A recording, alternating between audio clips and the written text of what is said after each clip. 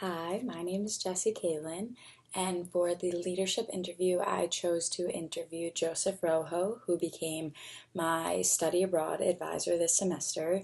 He is also the director of international programs at the Hefner School of Business. He's been doing that for about 14 years now. I chose to do this interview with Joe because in the past I haven't had the best experiences with the advisors here, just the general ones in the Hefner, because I tend to feel like they're very all over the place. Unless you have very direct questions, they don't tend to give you the answers you're looking for. And as someone like me who's very structured and I'm very judging over perceiving in that manner, I like plans, I like guidance. I've wanted to make a 4-year plan since I was a freshman just so I could have it all set.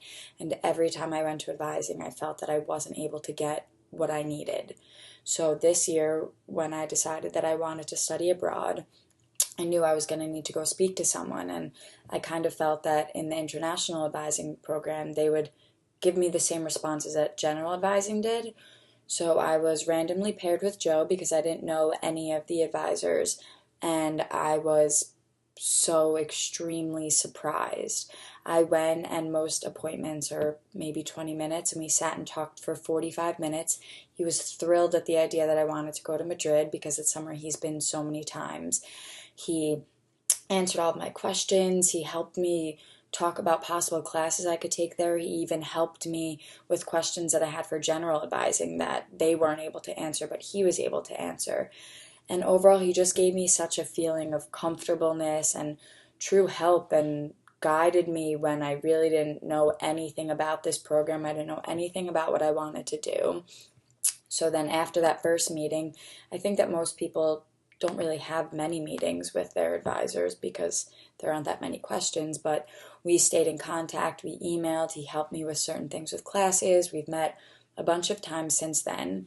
And when I reached out to him saying that I was so impressed by how he helped me and I wanted to do this interview with him, he was beyond thrilled, and he said, of course, and we scheduled a date, and I honestly got the answers completely as I expected, and he was so helpful the whole time. I just wanted to get to know him on a more personal level and see if how he acted with me as the type of leader and person he was, or if it was more so just because I was being so engaging that he was.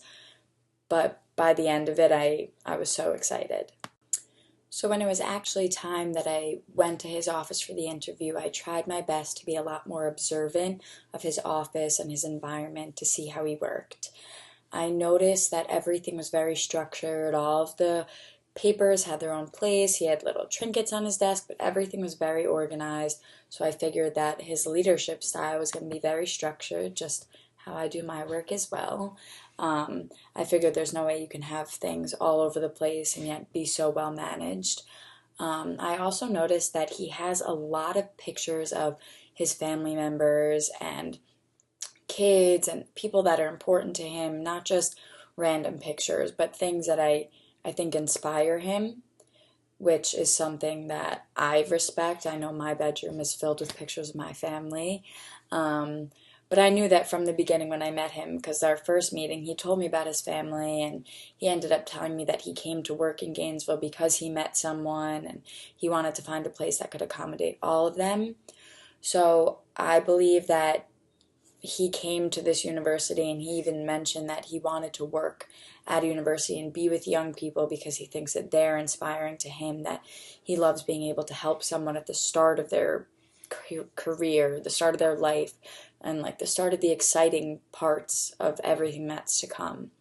So when I continued asking him questions, he gave a lot of direct eye contact and his hand motions just like I do, but I could tell that the way that he worked, he has 2 big computer screens and everything's organized, that it's important to him to have structure, but to have that structure so he's able to participate and engage in whatever he's doing, and it's not worrying about a bunch of different things at different times. So throughout the interview, Joe kept mentioning how his perception of a leader is someone who unifies followers and understands that their inputs are just as important, if not more, and sometimes as the leader's own, that it has to be a team effort.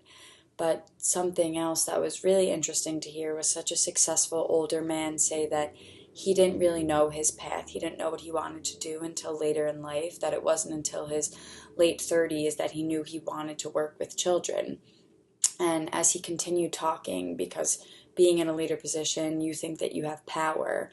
But he said, and I quote, that leadership is not power. I think leadership is the desire to make sure that endeavors run well while keeping your needs and the needs of your followers in mind, and that whatever endeavor is you're accomplishing its mission, that you have to focus on that it's you set a vision and you go for it.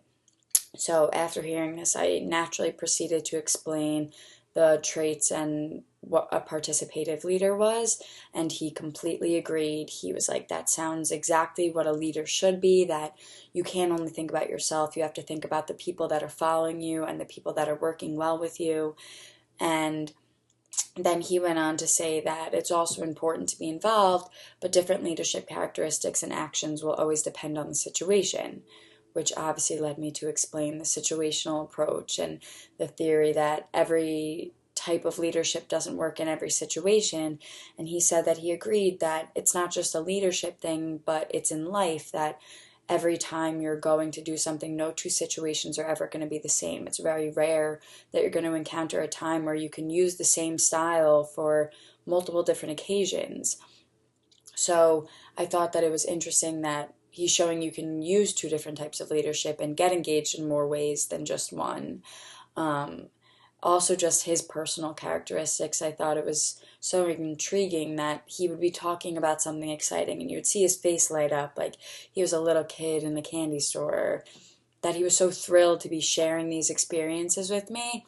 So that gave me the insight that it's important to him to show emotion and engagement, that he doesn't want to shy away from his feelings, and I think that that comes across in more ways than one in his life.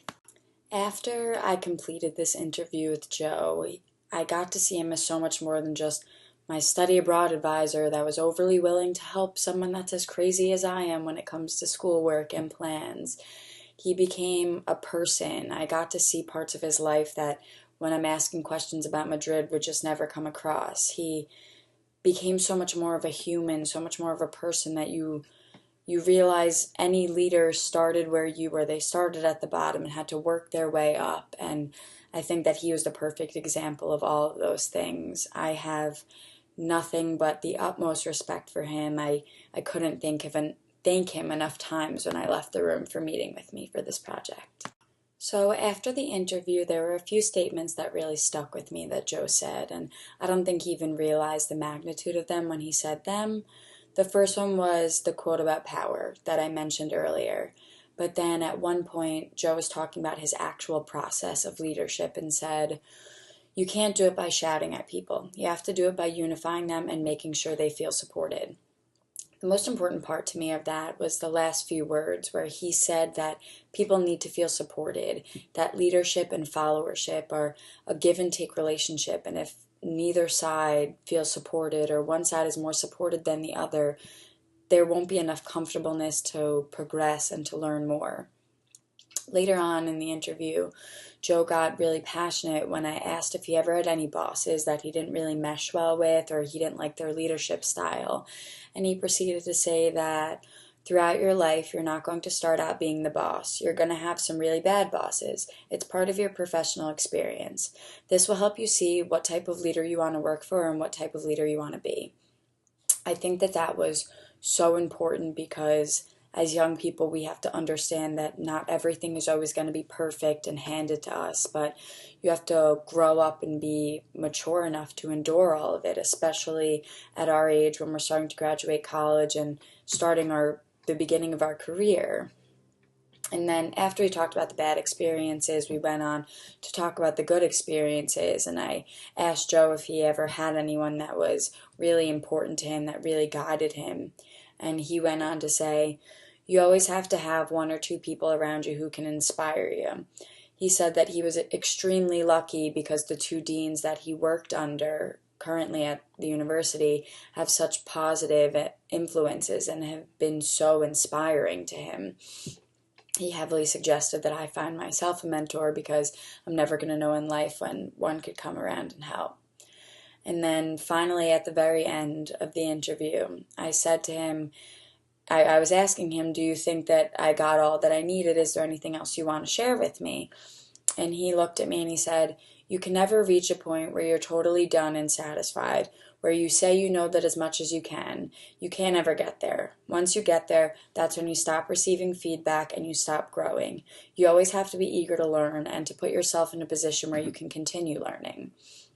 I think that this was one of the most important things that he could have said. And yes, it's important in leadership, but I also think that it's more important in life in general, that you can never put yourself in a position where you're halted, where there's a wall in front of you. You almost have to break through any of those because there's always going to be more to learn, whether you're 15 or 55 or 100. You can never stop and say that you're done. So I think if I took anything away from this assignment and this interview with Joe, it's just that leadership and the type of leader that I choose to be is completely up to me. I may be in a situation where I have to alter certain things because of my environment or because of my peers, but ultimately I'm always going to be my own leader and no one can ever take that away from me.